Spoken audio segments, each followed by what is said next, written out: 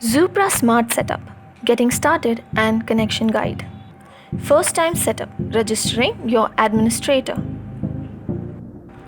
Enter setup mode. Click 0 and hash to enter setup mode.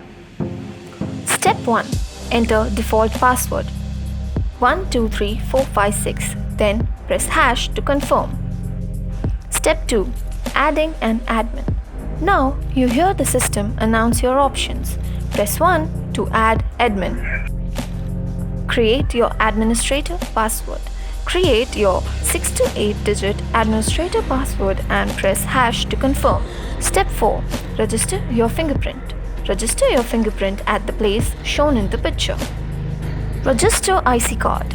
Register IC card or press asterisk to skip. Face recognition. Stand about 50 to 80 cm away. Keep your face steady and let the 3D camera do its work. Registration complete. Administrator registration is completed. Perfect. Now you're the master administrator with ID number 01. Accessing the main menu. Alright, now that you registered as administrator, let me show you how to access the main control menu. This is where you'll do everything. Add users, delete users, change settings, connect to Wi-Fi, all of it. Adding users. How to add a user? From the main menu, select option 2. Add user.